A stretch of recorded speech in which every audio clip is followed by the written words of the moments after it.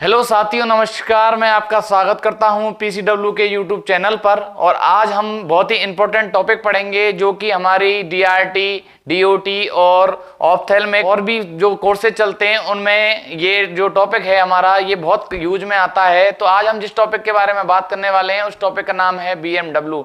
तो बीएमडब्ल्यू की full form होती है बायोमेडिकल वेस्ट। तो आज हम बायोमेडिकल वेस्ट, जैव अपशिष्ट के बारे में डिस्कस करेंगे। जैसा कि आप देख सकते हैं कि आज हम डिस्कस करने वाले हैं बीएमडब्ल्यू बायोमेडिकल वेस्ट के बारे में। तो बायोमेडिकल वेस्ट को अपन क्या कहते हैं, जैव चिकित्सा अपशिष्ट के नाम से भी जाना जाता है। तो बीएमडब्ल्यू का सबसे पहले अपन क्या देखते हैं, इंट्रोडक्शन देखते हैं। Biomedical defines any waste material which is generated in diagnosis, treatment and the immunization, टीकाकरण and human being in animals, the research centres. तो क्या होता है बायोमेडिकल वेस्ट, किस प्रकार का वेस्ट होता है? ऐसा एनी टाइप ऑफ वेस्ट, ऐसे प्रकार का वेस्ट जो कि जनरेट होता है, उत्पन्न होता है डायग्नोसिस, जांच करते दौरान, ट्रीटमेंट करते दौरान, उपचार करते दौरान, इम्यूनाइजेशन, टीकाकरण होने के समय ह्यूमन बीइंग में या एनिमल्स में होता है, या रिसर्च सेंटर्स में जो भी रिसर्च लैबें होती हैं उनमें क्या होता है, रिसर्च जो लैबें होती हैं उनमें जितने भी सारे एक्सपेरिमेंट होते हैं तो वहां से जो जनरेटेड उत्पन्न होने वाला जो भी अपशिष्ट होते हैं उनको क्या कहते हैं अपन, बायोमेडिकल वेस्ट, बीएमडब्ल्यू, जैव चिकित्सा अपशिष्ट के नाम से जाना जाता है। उसकी दूसरी बात है any solid and liquid types waste included its containers और द इंटरमीडिएट प्रोडक्ट्स। तो ये क्या होते हैं, ये आपके किसी भी सॉलिड और लिक्विड टाइप के वेस्ट हो सकते हैं जो कि आपको क्या हो सकते हैं, कंटेनर्स और इंटरमीडिएट प्रोडक्ट के रूप में ये आपको मिलते हैं। मतलब ये आपको एकत्र रूप से मिल सकते हैं या कंटेनर्स के रूप में, या एक जगह कलेक्ट होकर ये आपको क्या मिल सकते हैं, सॉलिड के रूप में तथा लिक्विड रूप में भी, दोनों रूपों में ये क्या मिल सकते हैं, आपको वेस्ट मिल सकते हैं। अब इससे अगर आगे अपन क्या देखते हैं इस टॉपिक के बारे में,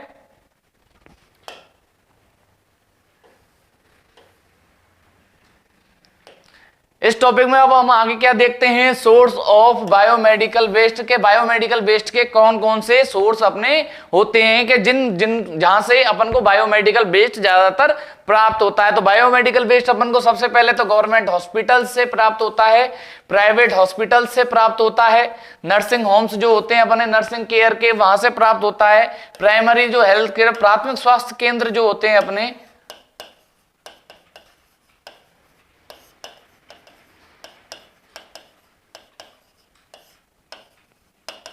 प्राथमिक स्वास्थ्य केंद्र जो अपने होते हैं वहां से, डिस्पेंसरीज होती हैं जो छोटे छोटे गांव में डिस्पेंसरीज पाई जाती है, और डेंटल हॉस्पिटल्स जो होते हैं अपने वहां पर भी ये बायोमेडिकल वेस्ट पाया जाता है। उसके बाद अपना सातवां पॉइंट है मेडिकल ट्रॉमा सेंटर, जो हड्डियों का मेडिकल ट्रॉमा सेंटर होता है वहां से भी बीएमडब्ल्यू अपना सोर्स होता है। डिस्ट्रिक्ट हॉस्पिटल्स होते हैं जो जिला अस्पताल होते हैं, हमारे जिले के जो अस्पताल होते हैं वहां पर भी बायोमेडिकल वेस्ट पाया जाता है। लैब होती हैं, ब्लड बैंक जहां पे ब्लड अपन को मिलता है, डायग्नोसिस सेंटर्स होते हैं वहां पे भी क्या होता है, ये अपना सोर्स ऑफ बायोमेडिकल वेस्ट पाया जाता है। वैक्सीनेशंस जो सेंटर्स होते हैं जहां पे टीकाकरण किया जाता है, रिसर्च सेंटर्स जो होते हैं जहां पे रिसर्च होती है, लैब होती हैं, बड़ी बड़ी वैक्सीन्स बनाई जाती हैं, या मेडिकल लेबोरेटरीज जो होती हैं जिनमें आपके बायोटेक और माइक्रोबायोलॉजी के जो भी रिसर्च चलती हैं, और वेटनरी के जो पशुओं के जो सेंटर होते हैं, हॉस्पिटल्स होते हैं, या उनके जो कॉलेजेस होते हैं वहां पे भी सोर्स इन बायोमेडिकल वेस्ट पाया जाता है। तो ये सारी जो पॉइंट है, 13 पॉइंट है, वो क्या कहते हैं, सोर्स इन बायोमेडिकल वेस्ट के। बायोमेडिकल के ये 13 प्रकार के जो होते हैं यहां से हमको नॉर्मल रूप से बायोमेडिकल वेस्ट पाया जाता है। अब अगर अपन आगे इसमें क्या देखते हैं, अब तीसरा पॉइंट में अपन क्या देखते हैं, classification of BMW according of WHO, जो वर्ल्ड की हेल्थ ऑर्गेनाइजेशन होती है, जो पूरे संसार में जो हमारी हेल्थ है, वर्ल्ड की पूरी हेल्थ ऑर्गेनाइजेशन है, वो किस प्रकार से बीएमडब्ल्यू को, बायोमेडिकल जो वेस्ट होता है अपना, उसको किस प्रकार से रेगुलेट करती है। तो वो क्या कहती है, 85% बीएमडब्ल्यू इज द नॉन हजार्डनेस, जो कि 85% जो बायोमेडिकल वेस्ट होता है वो क्या होता है, खतरनाक नहीं होता है। दूसरे पॉइंट में वो क्या कहती है, 10% बीएमडब्ल्यू इज द इन्फेक्टेड, भैया 10% 10% जो BMW बायोमेडिकल बेस्ड होते हैं वो हमारे क्या होते हैं, इन्फेक्टेड होते हैं, जो क्या होते हैं, इन्फेक्शन फैलाने वाले होते हैं। ये इन्फेक्शन ट्रांसफर करते हैं, जिससे किसी दूसरे व्यक्ति को, एक व्यक्ति से दूसरे व्यक्ति को क्या होता है, रोग होने का खतरा होता है। तो ये क्या होते हैं, 10% जो होते हैं वो क्या होते हैं, इन्फेक्टेड होते हैं, और 85% जो होते हैं हमारे वो BMW नॉन हजार्डनेस होते हैं, जो खतरनाक नहीं होते हैं।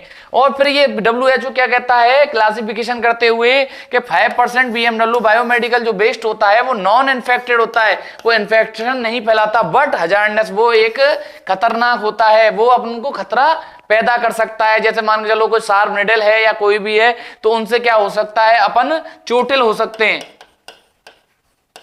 तो वो हमारे क्या होते हैं, वो इन्फेक्शन नहीं फैलाएंगे। मान के चलो कोई निडल है, वो ऐसी है, इन्फेक्टेड नहीं है, पर उससे क्या होना है, उससे अपन को क्या हो सकता है, खतरा हो सकता है। ऐसी बहुत सारी चीजें होती हैं जिससे वो इन्फेक्शन तो नहीं फैलाती हैं, पर उनसे कई प्रकार की चोटिल होने का या किसी भी प्रकार का खतरा हो सकता है। तो उसके बाद अपन क्या देखते हैं, classification of BMW according of WHO के बाद के अपन को इस प्रकार से अपन को बायोमेडिकल बेस्ड को अपन एक से दूसरे हिस्सों में बांट सकते हैं।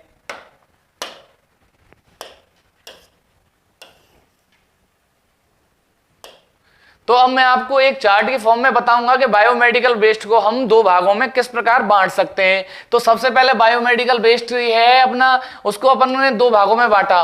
ठीक है, दो भागों में बांटने के बाद इसको देखते हैं। पहला पॉइंट है अपना नॉन हजार्डनेस और दूसरा हजार्डनेस होता है। नॉन हजार्डनेस के तो कोई भी ऐसे कोई पार्ट नहीं होते, पर जो हजार्डनेस होते हैं, जो खतरनाक होते हैं अपने लिए, उनको अपन को दो भागों में बांटना पड़ता है। तो सबसे पहले होते हैं इन्फेक्शियस, जो इन्फेक्शन ज्यादा मात्रा में हमारे शरीर में या किसी भी प्रकार से इन्फेक्शन फैला सकते हैं। तो पहले होते हैं नॉन शार्प, जो नुकीले और नुकीले नहीं होते, शार्प नहीं होते, पैने नहीं होते।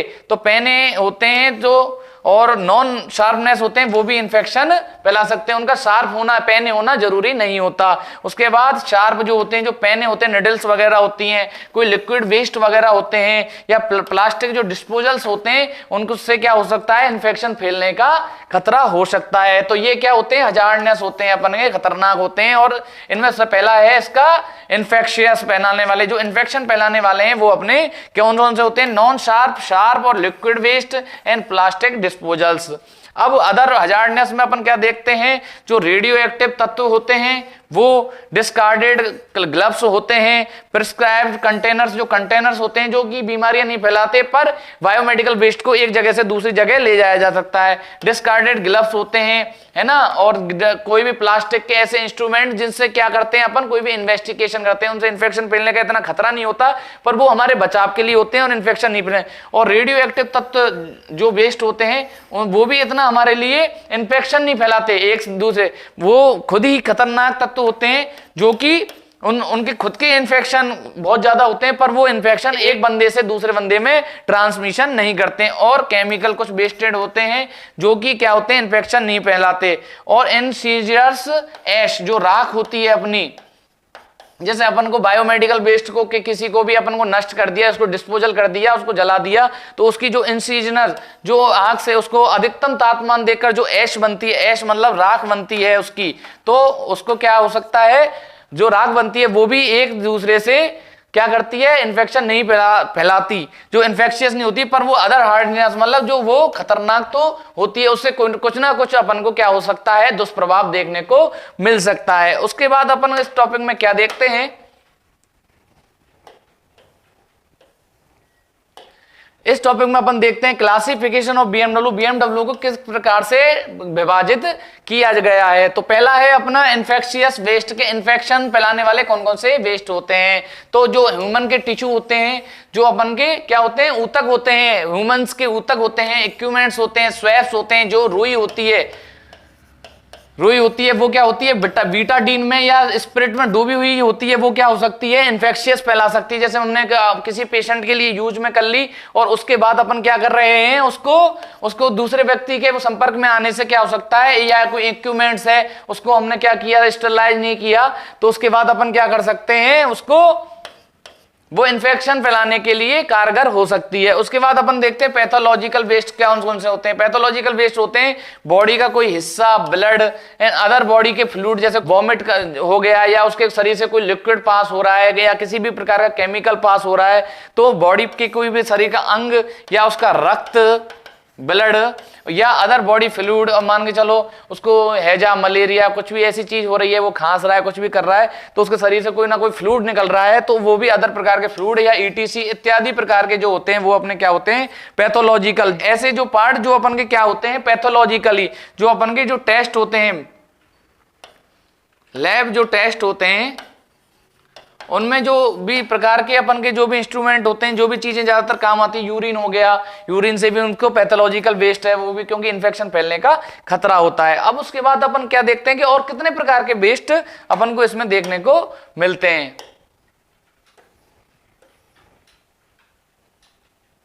उसके बाद देखते हैं हम फार्मास्यूटिकल वेस्ट, जो फार्मा से संबंधित expired and high sensitive medicine.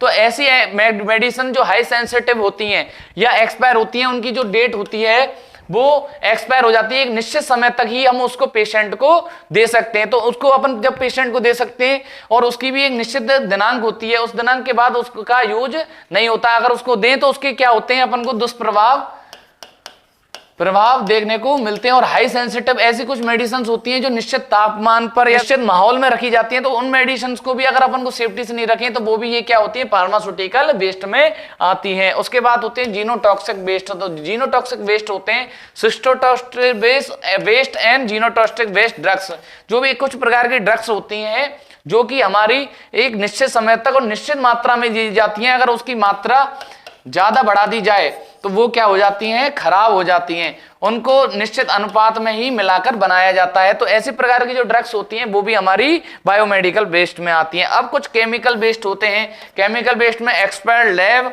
Solution, जो लैब के जो सॉल्यूशंस होते हैं, जैसे मान के चलो आपके कुछ ब्लड टेस्ट होते हैं, तो उनके लिए अपन को क्या होते हैं, कुछ सॉल्यूशंस की जरूरत पड़ती है, कुछ लिक्विड की जरूरत पड़ती है। ऐसे ही कुछ फिक्सर एंड डेवलपर सॉल्यूशन होते हैं जो कि हमारे डार्क रूम में बहुत ही जरूरी होते हैं और कई चीजों में हमारे लिए जरूरी होते हैं। तो वो डेवलपर और फिक्सर सॉल्यूशंस जो होते हैं वो हमारे 1 से 2 दिन ही खींच के काम में आ सकते हैं, उसके बाद वो भी बेकार हो जाते हैं, तो वो हमारे केमिकल वेस्ट के रूप में जाने जाते हैं। और लैब में पाए जाने वाली जितने भी सॉल्यूशंस होते हैं वो भी ऐसा नहीं है कि अपन कितने भी दिन तक यूज कर रहे हैं, तो उसके बाद जब वो एक्सपायर हो जाए तो वो अपन के कौन कौन से वेस्ट में आएंगे, 5वां पॉइंट है अपना केमिकल वेस्ट में।